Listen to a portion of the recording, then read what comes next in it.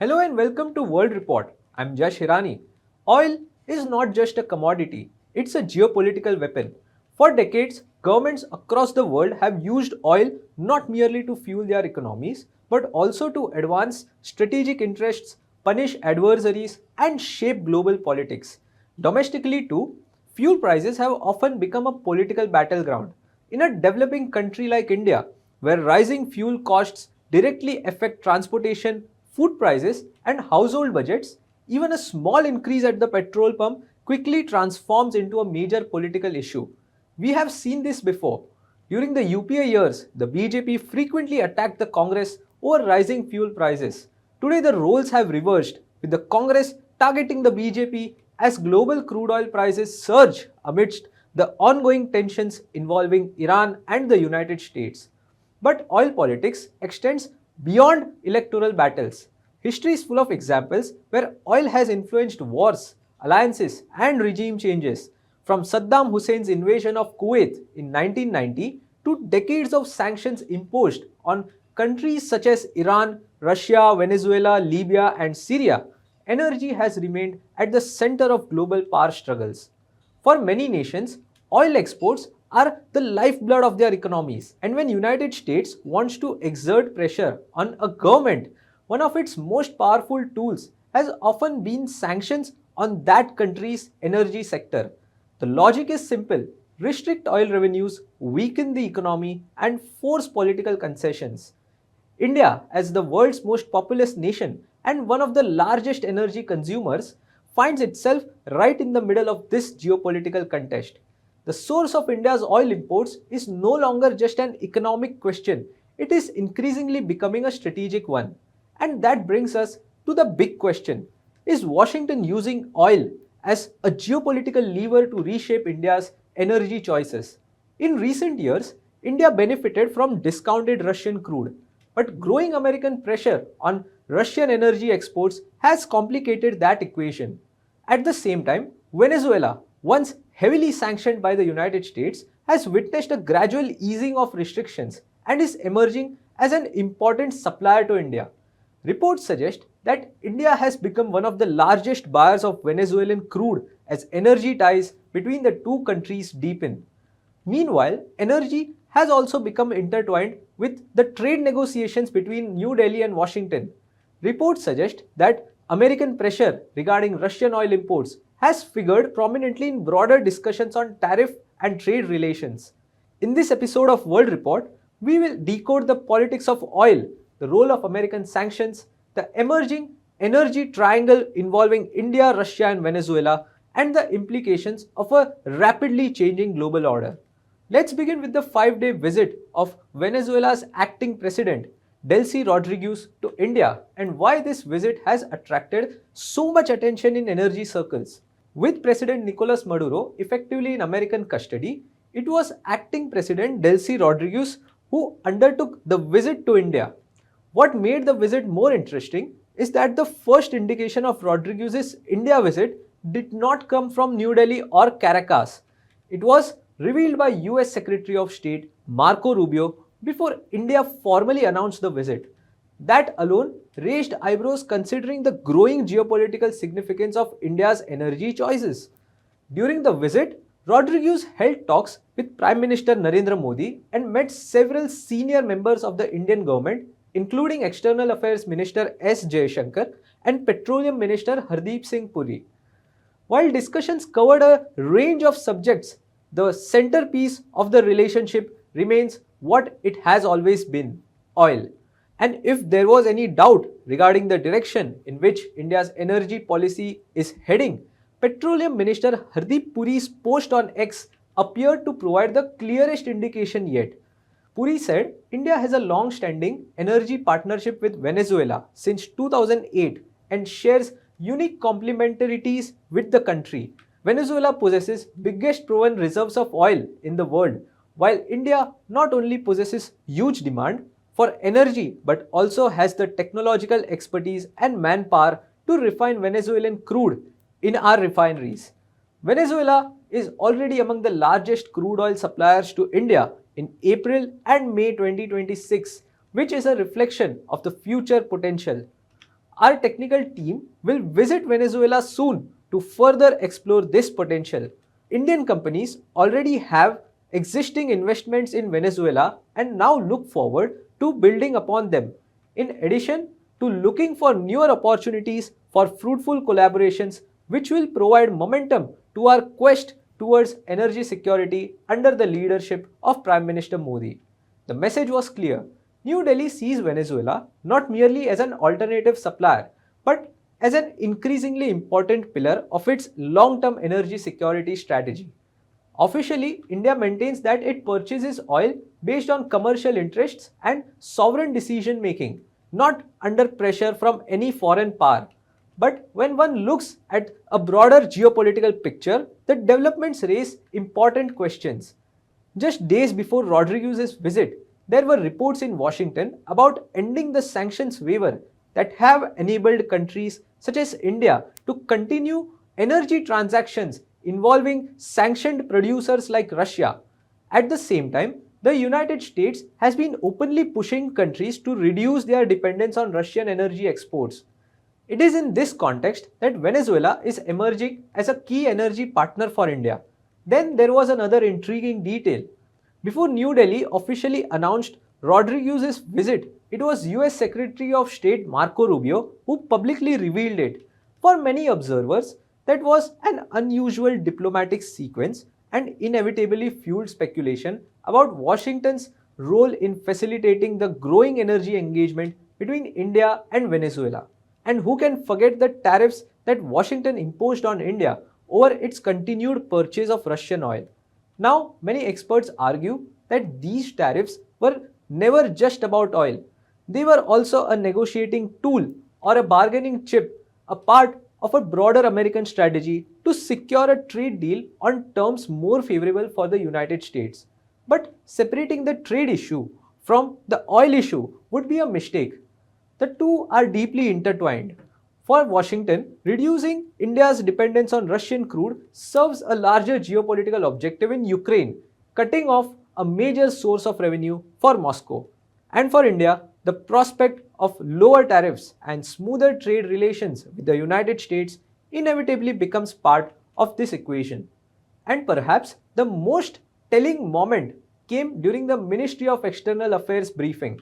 A journalist directly asked whether India was turning to Venezuelan oil because of American pressure to move away from Russian crude. The MEA official smiled and described it as a naughty question. This is what the MEA official had to say in his answer. What is America's involvement in India's buying crude from Venezuela? Also, Venezuela has heavy crude like Russia. So how much of, and they are offering discounts because logistically Venezuela is further away.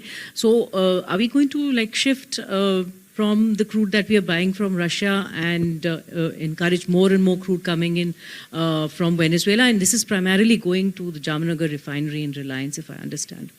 That's a naughty question. No, so government of India will buy oil from wherever. We have to, the problems in the Middle East have, I think, led all governments, including India, to aggressively seek to diversify their sources. So we will do that. We are a large customer of crude oil. We are growing, so we are going to be a stable consumer of oil. So producers also around the world look at us as a useful relationship to have because it will inure them from spikes in the energy market as sellers. So we will go where there is oil at a good price. But actually that's not part of the visit. And the most striking revelation that BJP's Ram Madhav made at the Hudson Institute. He accepted that on the demands of Washington, New Delhi halted the purchases of Iranian crude and Russian crude. We lagged behind. We agreed to stop buying oil from Iran. We agreed to stop buying oil from Russia, facing so much criticism from our Indian opposition. We agreed for 50% tariffs. Agreed means we did not say anything. We maintained our patience. 50% tariffs we agreed. Today, in the new trade deal also, we agreed for 18% tariffs, higher than what it used to be. Average tariff. So where is India lagging behind in that? What are those issues that where India is not doing enough? But the larger question is, can Venezuelan oil really replace Russian oil? At first glance, the answer appears to be yes. If Venezuela is willing to sell crude at a discount and if India is looking to diversify its energy imports, then the arrangement seems like a perfect match. But as always in geopolitics, the reality is more complicated. The reason Venezuela suddenly looks attractive has a lot to do with what happened in West Asia. The conflict involving United States, Israel and Iran disrupted energy flows through the Strait of Hormuz, one of the most critical arteries of the global oil trade. As uncertainty spread across the market, something remarkable happened. Russian oil stopped being cheap. For years, India's appetite for Russian crude was driven by one simple factor: discounts. And after the Ukraine war and Western sanctions, Moscow was forced to offer its oil at prices significantly lower than the global benchmarks. Indian refiners took advantage of this opportunity and massively increased imports. But that advantage has now begun to erode. The price gap between Russian crude and international benchmark oil narrowed rapidly. At one point, Russian oil was even being sold at a premium. In other words, the very reason India turned to Russia in the first place, cheap oil, was no longer as compelling as before. A large part of the problem lies in the complex network required to move Russian oil under sanctions. By the time the crude reaches Indian ports, traders, middlemen, insurers, and shipping companies have all taken their share. The result is that the final landed cost is often much higher than the price at which Russia initially exports the oil. And that is where Venezuela enters the picture. Unlike Russian crude, Venezuelan crude is once again being offered at attractive discounts. For Indian refiners looking to cut costs, Caracas suddenly appears to be offering an opportunity that Moscow no longer can. In fact, India's imports of Venezuelan oil have surged dramatically in the recent months. Indian companies such as Reliance, Indian Oil, and Hindustan Petroleum have all increased purchases, turning India into one of Venezuela's most important energy customers. At the same time, Venezuela's own oil production and exports have recovered significantly, giving Caracas more room to expand its presence in markets such as India. But before anyone concludes that Venezuela is about to replace Russia as India's primary energy partner, there is a major obstacle. And that obstacle is not politics, it is technology. The problem with Venezuelan crude is that it is not easy to process. Unlike many other grades of oil, Venezuelan crude is extremely heavy and contains large quantities of impurities. Refining it requires specialized infrastructure that only a handful of Indian refiners possess. Facilities such as Reliance's Jamnagar refinery, Indian Oil's Paradip refinery, BPCL's specialized units, and the HPCL Mittal refinery are capable of handling these grades. But most of India's refining capacity was not designed for Venezuelan crude. This means that even if Venezuela offered unlimited quantities of oil at bargain prices, India simply does not have enough suitable refining capacity to absorb it on a massive scale. That is why experts argue that Venezuela can supplement Russian supplies but cannot replace them entirely, and Russia still enjoys several advantages. Over the last few years, Indian refiners have built an entire ecosystem around the Russian crude. Supply chains are established, trading routes are familiar, and many Indian refiners can possess Russian oil without requiring significant modifications. Compatibility matters. When Russian oil became available at steep discounts in 2022, India rapidly increased imports because the economics worked and the infrastructure was already there. That advantage has now disappeared overnight. There is another challenge as well: logistics. Transporting Venezuelan crude to India is far more complicated than transporting oil from many other suppliers. Shipments often involve multiple transfers between vessels before they reach Indian shores. Venezuela's energy infrastructure has suffered from years of underinvestment, resulting in operational bottlenecks, delays, and uncertainty. Buyers also face additional financial risks. Payment mechanisms are often more complicated. Shipping schedules can be unpredictable and oil quality can vary from cargo to cargo. So while Venezuela may be emerging as an increasingly important supplier for India, the notion that it can fully replace Russia is still far from reality. The truth is that India may buy more Venezuelan oil, but it cannot simply swap Russian barrels for Venezuelan barrels overnight. Because in the energy business, price is only one part of the equation.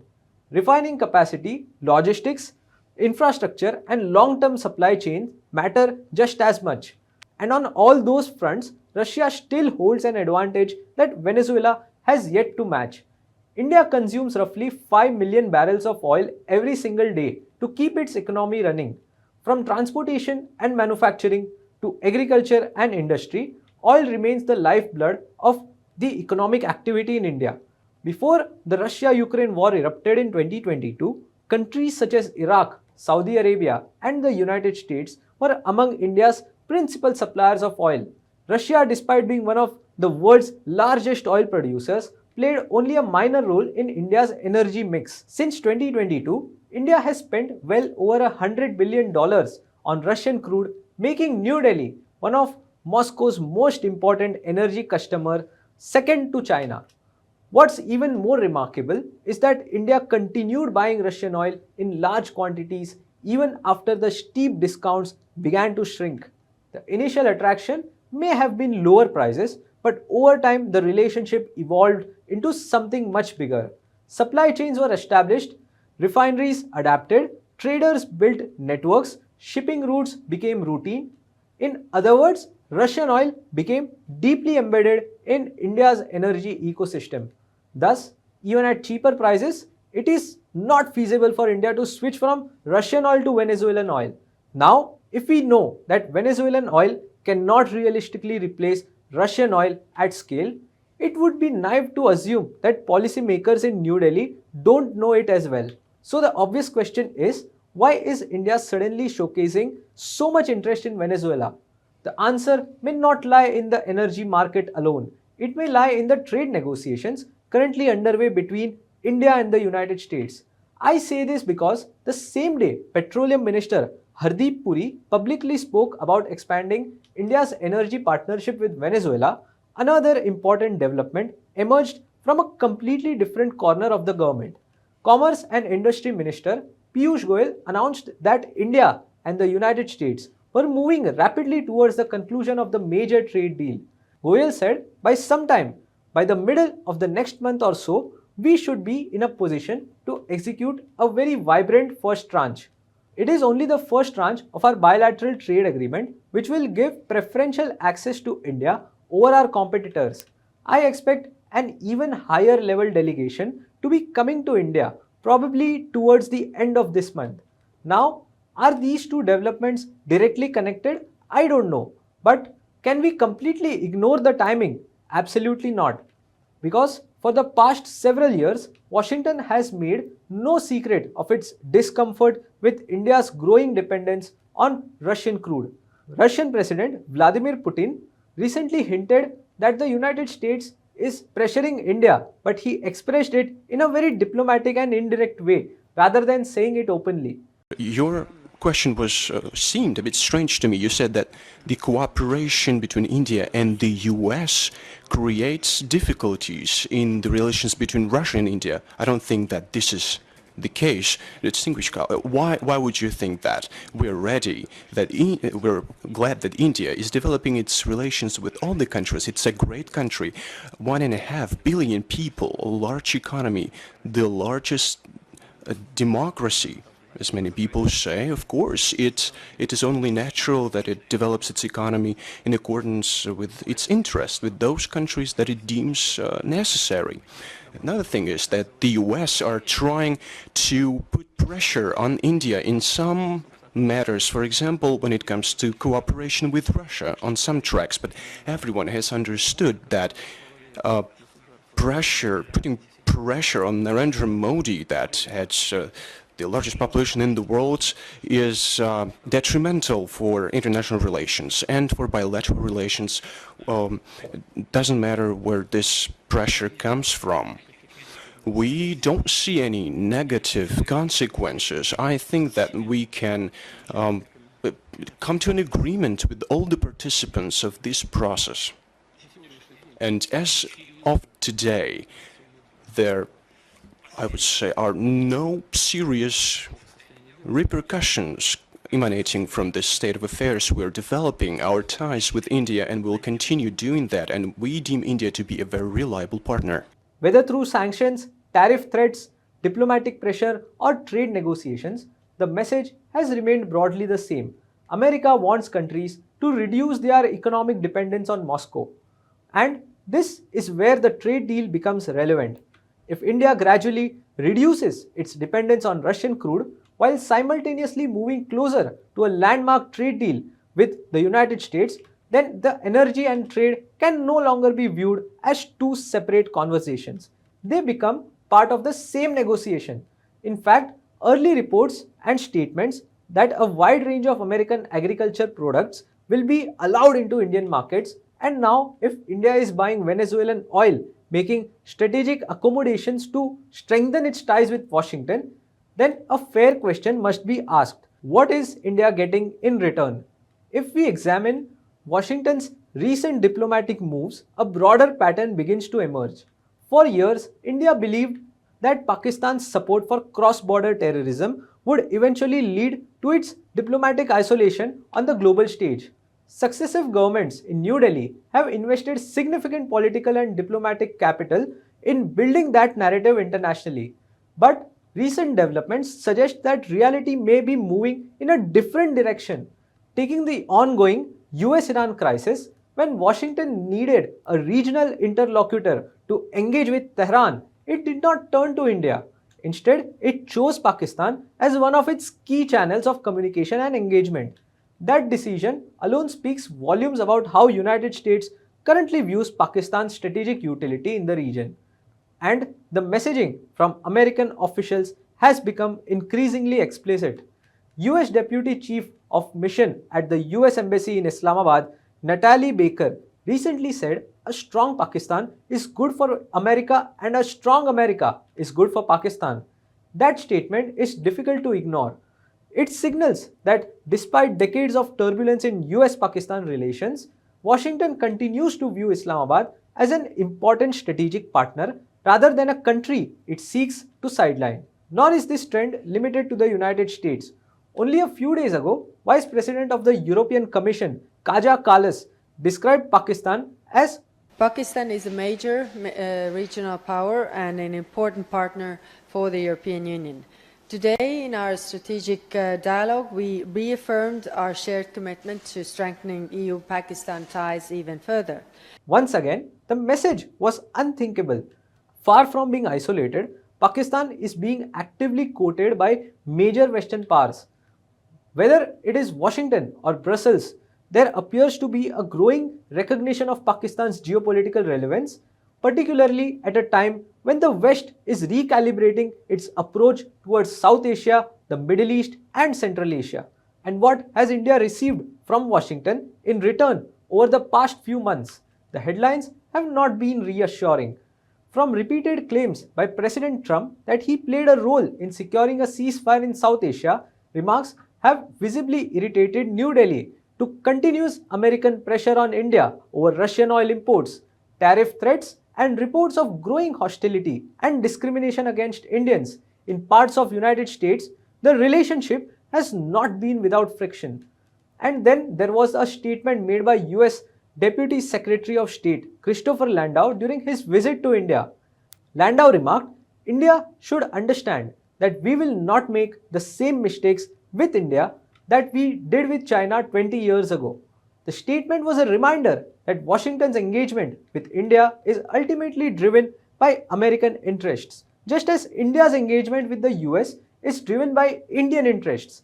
Which brings us to a larger question. If India does not wish to move away from the United States, and there is no indication that it does, should it at least be more vocal when its interests are challenged? After all, many America's closest allies have shown a willingness to publicly disagree with Washington when they believed that their national interests are at stake. Take Spain. Despite intense pressure from NATO, Madrid reportedly pushed back against proposals requiring member states to spend 5% of their GDP on defense. Spain's position was simple. National priorities cannot always be dictated by alliance politics. Look at Canada. Prime Minister Mark Carney openly argued that international community can continue making progress on global issues even without America's participation. That was a remarkable statement coming from the leader of one of Washington's closest partners. Even Pakistan, while mediating the US-Iran conflict, openly expressed its reservations to Washington when it was asked to join the Abraham Accords, which would have required it to recognize Israel. And then there are America's European allies. France, Italy, and the United Kingdom all resisted pressure to become directly involved in the US-Iran conflict. British Prime Minister Keir Starmer publicly stood by his decision to keep Britain out of the war despite criticism and pressure from Washington, insisting that he would act only in what he believed to be Britain's national interest. The point is not that India should pick fights with the United States. The point is that strategic partnerships do not require strategic silence. Allies can cooperate and still disagree. Partners can work together and still defend their own interests. Whether India should have been more vocal in responding to some of the remarks and pressures coming from Washington is a question that history will ultimately judge. Perhaps the verdict on Trump's 2.0 relationship with Prime Minister Modi will only become clear years from now, when the immediate politics has faded and the long-term consequences becomes visible. But one lesson from international politics remains timeless. As Canadian Prime Minister Mark Carney aptly put, argue the middle powers must act together because if we're not at the table, we're on the menu. That's all for today's World Report. Till I see you next time, that's next Monday at 8 p.m. with another topic in hand. Thanks for watching.